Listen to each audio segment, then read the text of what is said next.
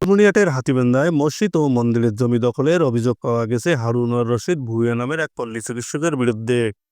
জমি দখলের প্রতিবাদে বুধবার বিকালে উপজেলার গেন্দুগুড়ি বাজারে গেন্দুগুড়ি বাজার জামে মসজিদের মুসল্লিরা বিক্ষোভ ও মানববন্ধন করেন। এর আগে দুপুরে ওই পল্লী চিকিৎসক ও তার ছেলে রাঙ্গা ভূঁইয়ার নাম উল্লেখ করে হাতীবান্ধা থানায় লিখিত অভিযোগ করেন ওই মসজিদ কমিটির সাধারণ সম্পাদক আবুল কালাম আজাদ। মোহাম্মদ আবুল কালাম আজাদ, এই গেন্দুকুড়ি বাজার মসজিদের সাধারণ সম্পাদক।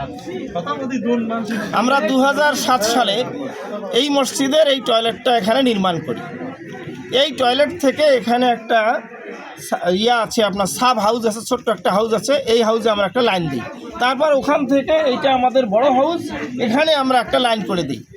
এই 7 সাল থেকে এটা লাইন করে দিয়ে আমরা তখন থেকে এটা ব্যবহার করে আসতেছি।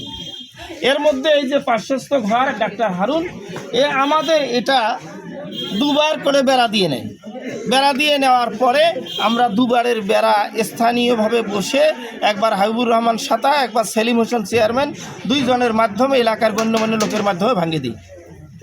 এবার আবার গত 5 তারিখের পরে কোনো মেম্বার চেয়ারম্যান বিচারক না থাকায় সুযোগ পেয়ে এই হারুন গত 9, 8, 10 তারিখে না 8, 12 তারিখে এটা আবার ঘিরানোর পরে 9 তারিখে আমরা এটা দেখিয়া তাকে চাপ সৃষ্টি করি এটা সরে নেওয়ার জন্য।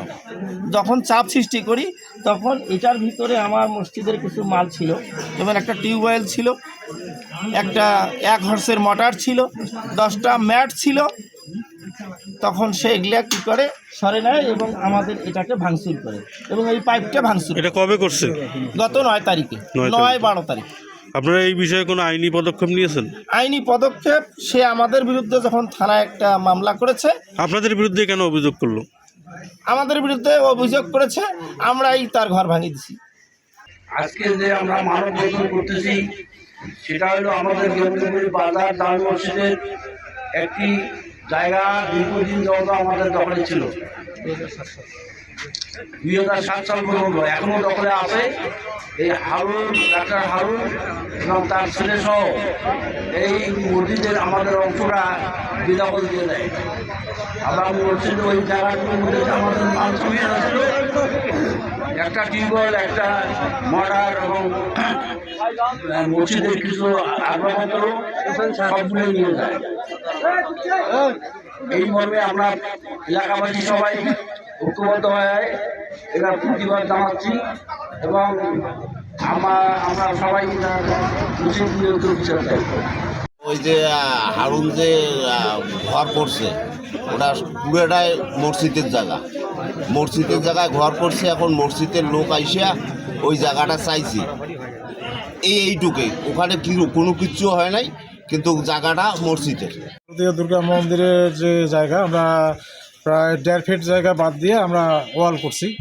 আর ও যদি ঘর করে ওকে 1.5 ফুট জায়গা বাদ দিতে হবে, সে বাদ না দিয়ে আমাদের 1.5 ফিট সহ ও দখল করে নিচ্ছে, নিয়ে আমাদের ওয়ালে লাগে। গেন্দুগুড়ি বাজারে আমাদের বাবা দোকান করছে, দীর্ঘ মনে করেন যে 30 বছর 40 বছর থেকে দোকানটা করে।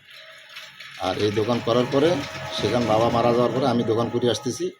তা আমাদের দোকানের পিছনটাতে আছে আমার ডাক্তারি ওষুধের চেম্বার, আর আছে মনে করেন ওষুধপাতি এবং মনে করেন যে যন্ত্রপাতি পরীক্ষা নিরীক্ষা করা, ল্যাপটপ, কম্পিউটার, এই ধরনের যা কিছু লাগে এগুলো আছে। এরা কী করছে, কালাম মুন্সি, ওই হাসেন, তার লিটন, এরা যোগ সাজিয়া মানে আমার ওই দোকানটার ভাঙচুর করছে। করার পরে আমি পরে সকালে যা দেখি এই ঘটনা, এই দৃশ্য দেখি আমি জিজ্ঞেস করলাম 2 জনকে, আরও করিমকে জিজ্ঞেস করলাম, আতোয়ার বুড়াকে জিজ্ঞেস করলাম, পরে জানে না। পরে আমি থানায় গেছি, যে আমি ওদের সাথে থানা বললাম যে আমার এই চুরি গেছে, এই ঘটনাগুলো। পরে ওনারা বললো যে ঠিক আছে, অভিযোগ দিচ্ছেন, অভিযোগ আছে, অভিযোগের প্রেক্ষিতে ওরা তদন্ত করছে, ঘটনা ঠিক আছে। এখন ওরা কালকে বলছে যে এই জায়গাটা ওরা চায়, এই বসার ডেট দিয়েছে, ওরা আপোষ করতে চায়। ঠিক আছে, আপোষ করেন।